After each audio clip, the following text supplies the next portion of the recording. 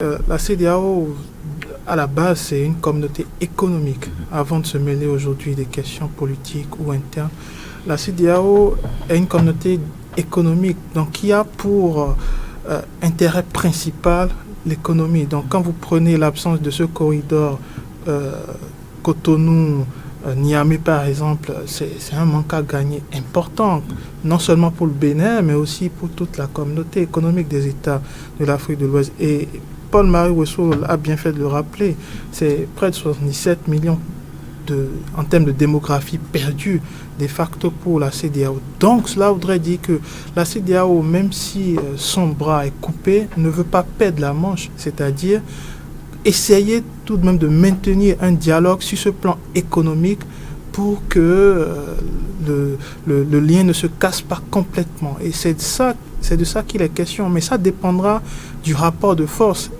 qui sera mis sur la table, dans la mesure où les États du Sahel aujourd'hui peuvent composer autrement avec la CEDEAO, c'est-à-dire au lieu de partir sur le principe que les États foncièrement faisaient partie de la CEDEAO et de facto n'avaient pas d'obligation techniquement vis-à-vis de cette dernière, aujourd'hui peuvent négocier, dialoguer et faire en sorte que ce soit des compromis gagnant-gagnant pour tous. Mais ça va dépendre de ce rapport de force qui va être véritablement crucial, parce que je pense que la CEDEAO ne veut pas laisser tomber la chose en réalité, parce que l'AES est parti définitivement, c'est une certitude.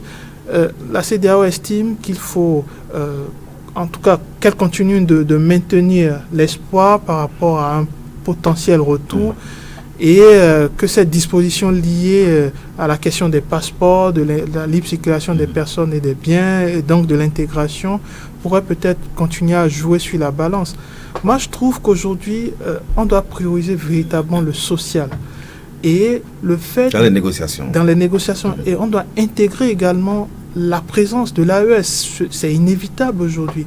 L'AES est devenue une entité à part entière. Donc la CEDEAO doit considérer désormais des rapports entre organisations multilatérales.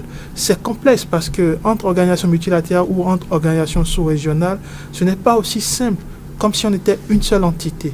Donc il va falloir donc repenser les relations entre ces États et la CEDEAO. Ça, c'est la première chose. La deuxième chose, je pense que la CEDEAO doit se projeter vers l'avenir. Se projeter vers l'avenir reviendra à dire quoi? Que au nom des intérêts donc des membres de cette CEDEAO, on peut négocier avec l'AES, parce que dans le jeu international, dans le jeu de la diplomatie, c'est les intérêts qui priment en réalité. Ce n'est pas parce que le Niger ou le Mali préfèrent avoir comme partenaire stratégique la Russie que de facto, on va couper le pont ou le cordon économique qui nous lie les à intérêts eux. communs aux trois États de l'AES face aux intérêts sont avant tout des États de la communauté. C'est avant tout des intérêts économiques qu'on doit préserver. La CEDEAO doit véritablement prendre ça comme une question majeure, la question de l'économie, qui doit aussi profiter aux questions sociales, parce que l'économie sans le social, évidemment, c'est... Et il y a la question sécuritaire qui est venue se greffer à j'allais tout cela. terminer là-dessus, c'est que la question sécuritaire est primordiale. Il y a quelques années, les États du Golfe de Guinée ne souffraient pas de ces attaques terroristes ou ne souffraient pas de cette menace djihadiste.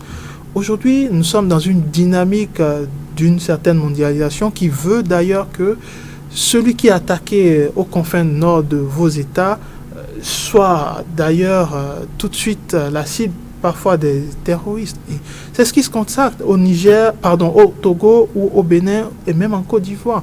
La menace aujourd'hui n'est plus exclue. Donc, face à une guerre, je dirais asymétrique, il est important qu'on puisse unir nos forces.